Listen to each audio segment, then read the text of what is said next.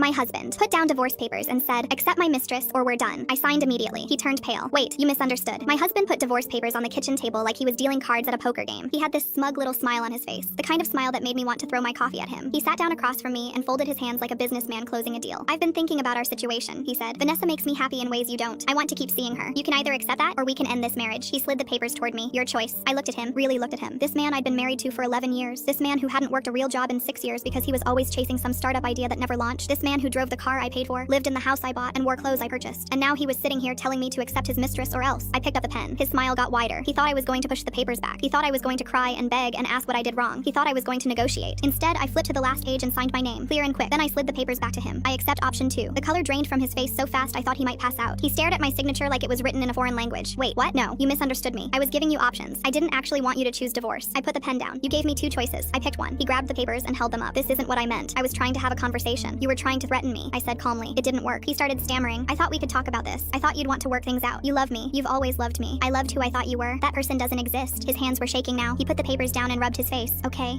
let's just forget this happened. I'll tear these up. We can pretend this conversation never took place." I shook my head. "I already signed, and I meant it." His voice got high and desperate. "You can't just end 11 years like this over one mistake." "One mistake? You've been sleeping with Vanessa for 8 months. I found the credit card statements, the hotel charges, the jewelry purchases that never came home to me. I've known for 3 months. I just didn't say anything because I was preparing." His face went from pale to green. "Preparing for what?" I stood up and walked to the counter where I'd left a folder. I dropped it in front of him. "This is the asset breakdown my lawyer prepared. The house is mine. I bought it 2 years before we got married and never added your name. My retirement accounts are protected under the prenup you signed. The cars are both in my name because your credit was too bad to be on the loans. Your startup investments came from my salary, which means they're marital property, but since they're all worthless, that doesn't matter much." He opened the folder with trembling hands. "This can't be right. It's very right. I had it checked 3 times. His voice cracked. "What about the joint account, the one you emptied last week?" "I took what was mine, which was most of it since you haven't deposited anything in 14 months. He slammed his hand on the table. "This is insane. I gave you 11 years of my life. You gave me 11 years of excuses and empty promises. I worked 70 hours a week while you played entrepreneur. I paid every bill while you bought your girlfriend diamond earrings with my money. Don't talk to me about what you gave." He stood up so fast his chair fell over. "I'll fight this. I'll get a lawyer. I'll take you for everything." I almost laughed. "With what money? Your checking account has $47 in it." "I know because I transferred everything else back to my personal account yesterday. Everything I put in, which again was almost everything." He started pacing. His hands were in his hair. He looked like a trapped animal. Vanessa will help me. She has money. Her husband has money." I let that sit for a second. "Her husband?" He froze. "What? Did you think she was single? She's been married for 15 years. I sent her husband copies of everything last night. The texts, the photos, the hotel receipts." I imagine their conversation this morning was very similar to ours. His knees actually buckled. He caught himself on the counter. "You didn't." "I did." He was quiet for a long time. Then he looked up at me with wet eyes. "Where am I supposed to go?" I picked up my coffee and took a sip. "Not my problem. I gave you 11 years. I supported every failed idea. I believed every lie. You decided we weren't partners when you started sleeping with someone else." He tried one more time. "I made a mistake. People make mistakes. You can't just throw me away." "I didn't throw you away. You threw us away. I'm just finally accepting it. My lawyer will be in touch. You have until Friday to get your things out." He was gone by Thursday. Last week his mother called crying. She asked if I would reconsider. Not my problem.